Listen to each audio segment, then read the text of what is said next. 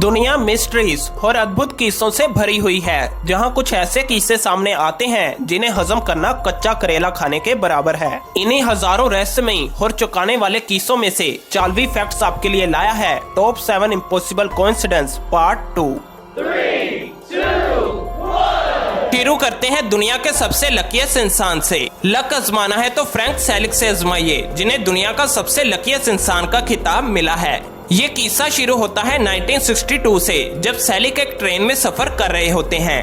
लेकिन तभी ट्रेन में कोई परेशानी के चलते ट्रेन पटरी से उतर जाती है और सीधा नदी में जा गिरती है, जिसमें 17 लोगों की मौत हो जाती है। लेकिन सेलिक का हाथ टूटने के बावजूद भी वो तैरकर नदी से बाहर निकल आते हैं। इसके अगले साल 1963 में सेलिक एक एरोप्लेन में सफर कर रहे होते हैं और वो जहाज तकनीकी रुकावट के कारण क्रैश हो जाता है। लेकिन जब सेलिक की आँख खुलती है तो वो छोटी सी खरोचों के साथ हॉस्पिटल में होते हैं। उस दिन सेलिक क्रैश में इसलिए बच जाते हैं क्योंकि वो एक घास के ढेर पर गिरते हैं। इस घटना के पूरे 3 साल बाद सेलिक एक बस में सफर कर रहे होते हैं, लेकिन ड्राइवर के कंट्रोल खो देने के कारण बस रोड से उतर जाती है।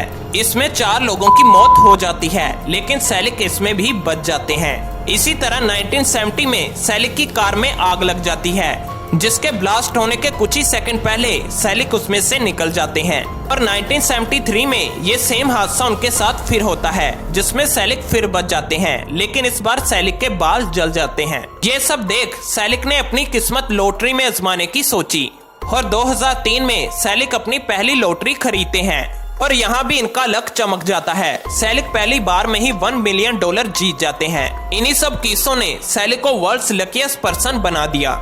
चलिए आगे बात करते हैं कैप्टन एलन फोल्वी के गजब के कोइंसिडेंस के बारे में। एलन एक पुलिस ऑफिसर थे जो 1930 में एक तेज जा रहे ट्रक का पीछा कर रहे थे, लेकिन ट्रक के अचानक से ब्रेक लगाने के कारण एलन उस ट्रक में टकरा जाते हैं, जिसकी वजह से उनके पैर की नस फटने के कारण वो बेहोश हो जाते हैं। लेकिन उसी समय एक इंसान ने जल्दी से आकर कैप्टन की टांग पर कसकर पट्टी बांध दी और एम्बुलेंस को भी कॉल कर दिया। और जब तक कैप्टन को होश नहीं आया वो इंसान तब तक वहीं रहा।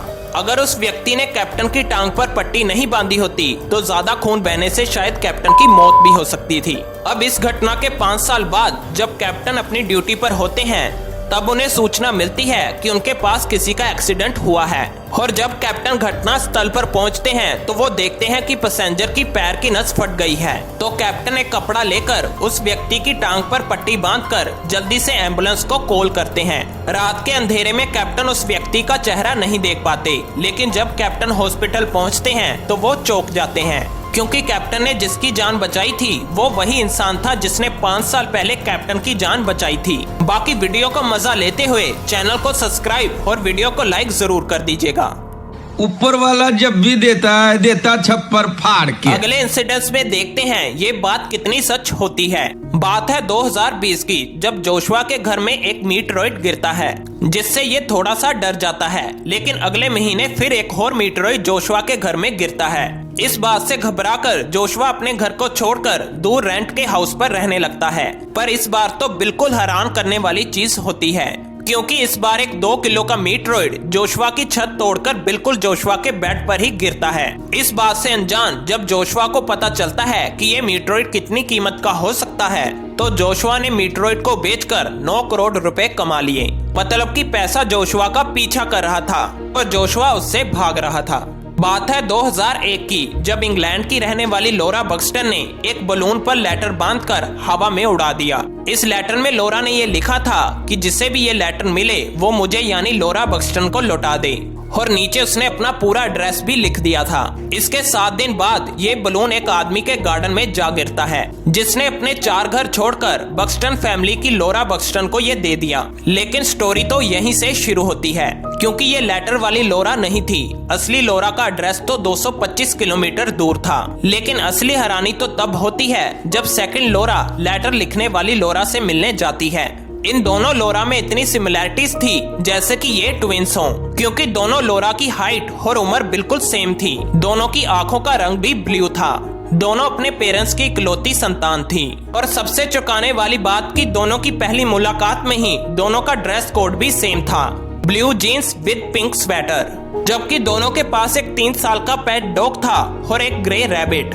सोचने वाली बात है कि कैसे एक बलून दो ट्विंस दिखने वाली हम शक्ल्स को मिला सकता है।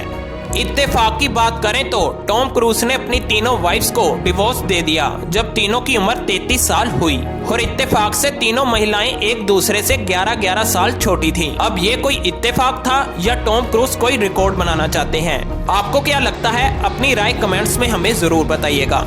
चलिए चलते हैं अगले कोइंसिडेंस पर। एक पीसी गेम थी जिसका नाम था ड्यूस एक्स, जिसमें कंपनी न्यूयॉर्क के मैप में ट्विन टावर को ऐड करना ही भूल जाती है। लेकिन जब कंपनी को इस गलती के बारे पता चलता है तो वो गेम की स्टोरी चेंज करते हुए बताती है कि इसमें टेररिस्ट ने प्लेन अटैक से ट्विन टावर को तबाह कर दिया था। जबकि इस गेम के लॉन्च होने के बाद 9/11 का भी हमला बिल्कुल सेम तरीके से हुआ था। अब यहाँ सोचने वाली बात है कि ये महज एक इत्तेफाक था या फिर कोई चेतावनी। आपको क्या लगता है? कमेंट्स में हमें जरूर बताइएगा। आपको पता है कि मरने के बाद भी फीलिंग जिंदा रहती हैं? नहीं यकीन तो अगले इंसिडेंट में आपको हो जाएगा। सनी ग्राम नाम का इंसान बहुत खुश था क्योंकि उसका हार्ट ट्रांसप्लांट सक्सेसफुल हो गया था और उसे खुशी थी कि उसे एक नई जिंदगी मिल गई है। सनी के सीने में धड़कता दिल टेरी कोटल नाम के इंसान का था जिसने खुद को गोली मारकर आत्महत्या कर ली थी। लेकिन हार्ट ट्रांसप्लांट के बाद सनी की जिंदगी बदलने लगी क्योंकि सनी ने कुछ ही हफ्तों के बाद टेरी की वाइफ से शादी कर ली। और कमाल तो तब हुआ जब धीरे धीरे सनी टेरी की तरह खाने, सोने और काम करने लगा। ये सब देखने में ऐसा लग रहा था कि जैसे सनी के अंदर टेरी का दिल नहीं, जैसे आत्मा ही घुस गई हो। लेकिन लोगों का ये शक एक दिन सच में बदल गया जब सनी ने टेरी की तरह खुद को गोली मार ली। वैसे आपको इन इंसिडेंट्स में से कौन सा सबसे हैरान करने वाला लगा? कमेंट्स में हमें जरूर बताइएगा।